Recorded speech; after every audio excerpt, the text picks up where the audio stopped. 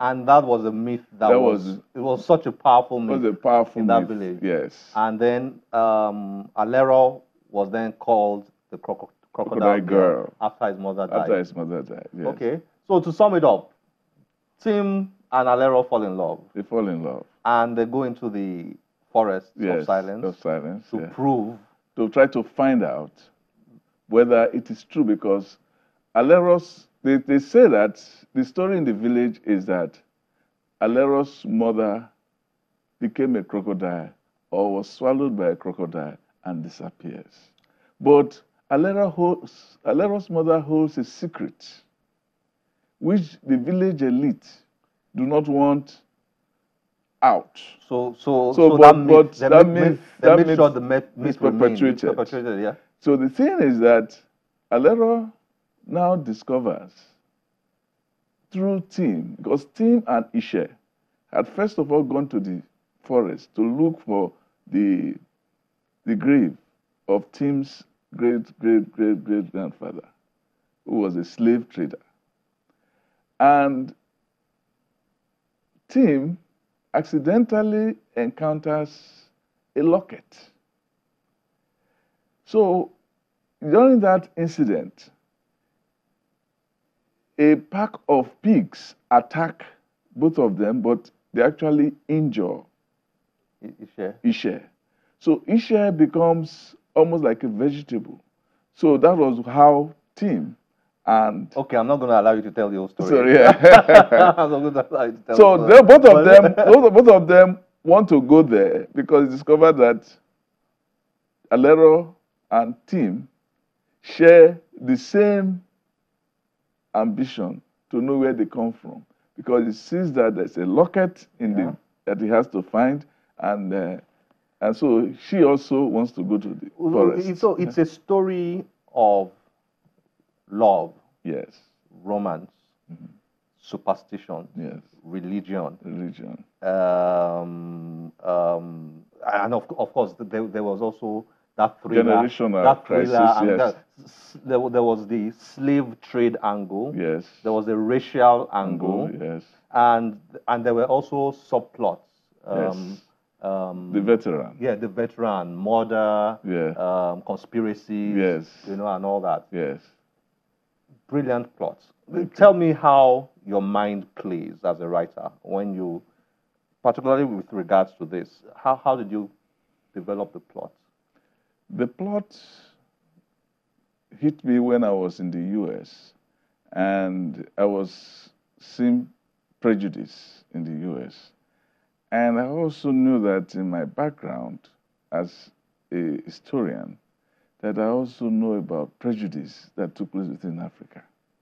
So the trigger was a story my father told me about a beautiful woman when he was growing up in the village, whom everybody thought was a crocodile. She was so beautiful, nobody believed she was human.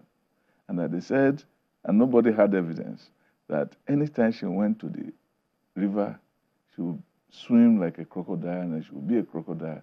And when she... Your father told you that My father told me. They said it was a true story in a village. Oh, okay. So you built... So I built the story around that. To deal with racial prejudice. All the observations you had observed, racial prejudice and all that. Interesting.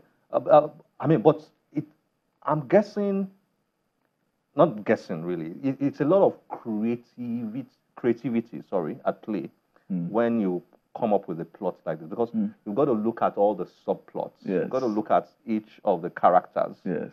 And you have this godlike ability as a writer to make and unmake. Because at times when I've read the book, I said, this writer is so wicked. Where is he taking me with this book? This man is wicked, And when there's a particular character in that book that you killed, I'm not going to say, that I just felt, if I see you, I'm going to just grab you by the neck. Some people have Why said did that. you kill this character?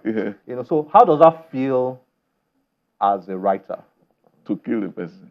Yeah, to make, to unmake. To make or make. Determine destinies. And to... It is a power that you have to hold with a lot of restraint. A sense of responsibility. Yes, because you know that when people read it, they get emotionally locked into it. So you have to handle that power with responsibility.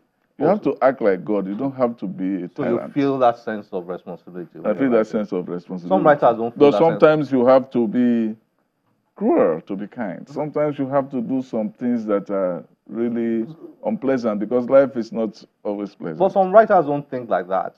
I know. They just think about taking you on an emotional roller coaster and get you all excited and if you start killing very early when you are writing, you'll be a very good murderer.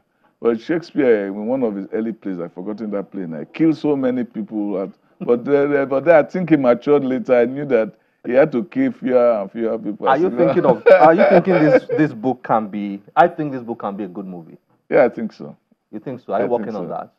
I've not really given much energy to that, but it's something I think I have to pursue in the long run. Okay, yes. Turn it into a movie. Yes. Okay, so you've got your second novel out. Yes. This is one I'm going to be telling people to read. Thank you. It's quite enjoyable. Thank you. Now, what was your biggest challenge? As a first-time novelist. I know you are a very experienced writer, columnist, but as a novelist, what was your biggest challenge? My biggest challenge was to make the plots cohere, to make the plots come together as one. You don't want to put gimmick into a story, then it becomes senseless. You're always conscious of the fact that I don't want to appear as if I'm playing tricks on the reader. That is one of the things I'm always conscious about. They have to develop my characters. I have to write with the right tone. Because the tone in which I wrote this, when I first started, I wrote like 50, 60 pages, and I dumped it because I didn't like the tone and the angle. So I had to start over. We are completely out of time. It's been nice having you on Channel's Book Club. Thank you. And wish you all the best with this and your subsequent writing. Thank you.